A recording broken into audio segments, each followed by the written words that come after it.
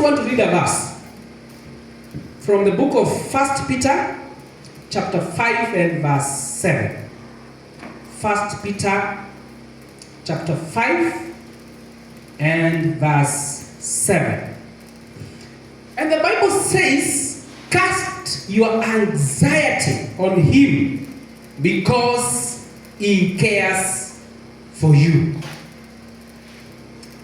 Kiswahili inasema hivi. In Kiswahili, this is what it says in Kiswahili.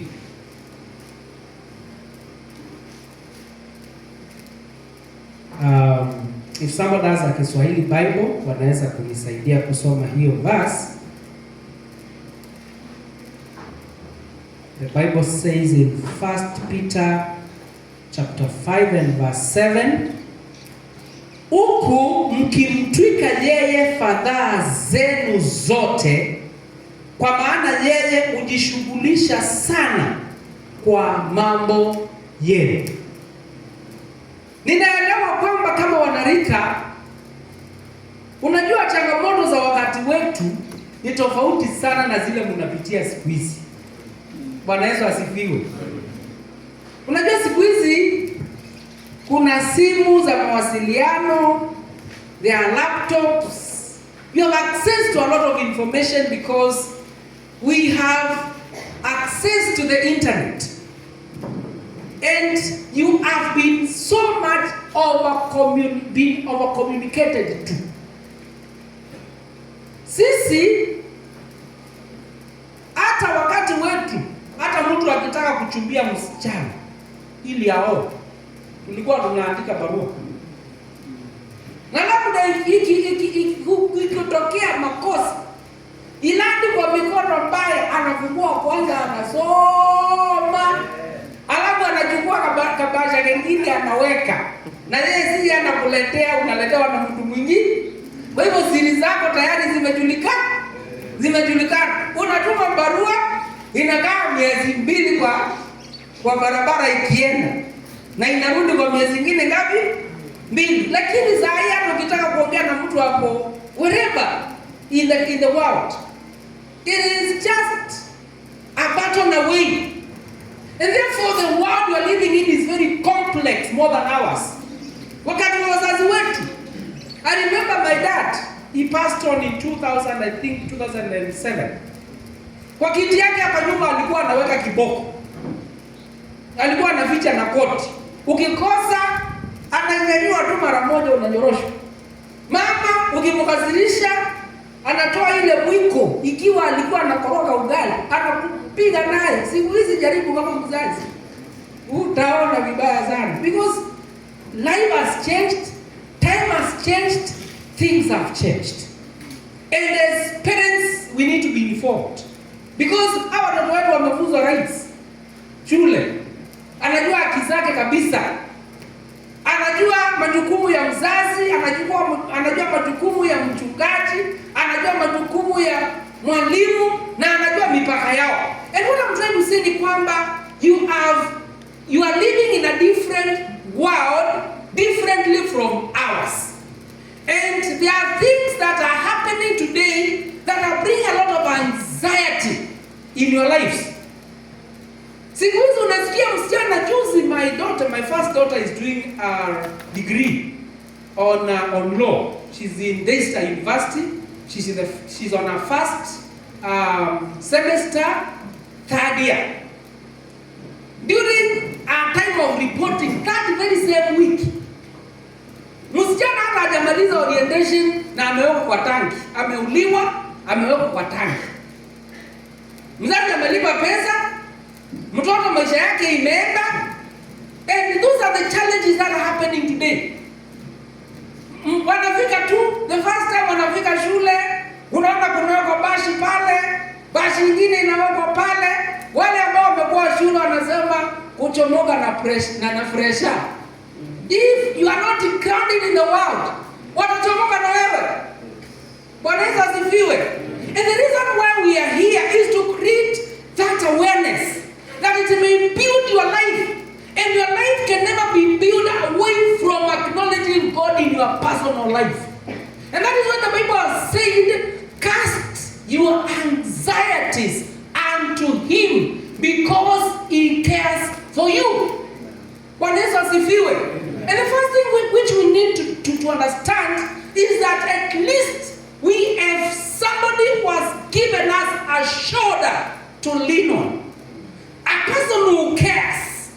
A person who understands. A person who can walk the journey with us. And that is what we see in the hymn, that we have a friend in Jesus. A friend you can tell your secrets and they will never be known in the next door. A friend you can talk to about every dark side of your life. And God will clean that dark side, make it clean, give you back your life, restored for fullness of joy and peace in this life and in the life to come. Bwana Yesu asifiwe. Because of those anxieties, some of our young people wanapata solution kama kwenda kuingiza kwa miandarati. Wengine wanajiingiza katika ibada za kishetani. I remember I was talking to another young man. Ananiambia he had another young man who was a friend to him. Anamwambia kuna mtu amempatia siri kwamba ashuke Mombasa, aende apewe nguvu za kishetani, waweze kufanya biashara ya matatu. Na akamwambia jamaa alikuwa anamwambia, how does it profit you? Ukaa miaka 70 na shida. Si afadhali uchukue majini, ujitajirishe, ukaa mwezi mmoja ufurahie, hata ukifa hakuna shida, umejipa raha mwenyewe. Sasa unajipa raha hapa, alafu unajitayarishia kwenda jehanamu. Ni kama kuombea mtu ako na mapepo hapa yaondoke, akose kuwa na Yesu na ataenda kukaa na mapepo jehanamu. Does it profit anybody on anything?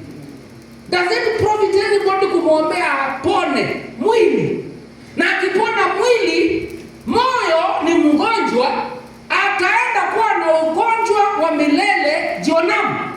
And what we are trying to say is that we need to find a way of how we can offload our patterns and anxieties to God. If you visit a company, utaenda upate kuna loading zone na kuna offloading zone. Bwana Yesu asifiwe. Nataka tutoke sasa kwa loading zone, tuende kwa offloading zone, such that we can offload our cares, our burdens, our problems, our challenges to God, because He's the one who cares. Anything else, any knowledge minus Jesus, it will not take us too far. It is knowledge standing on a sinking ground, because we must begin with God and end with Him, because He's the Alpha and the Omega. Minus God, our life has no meaning.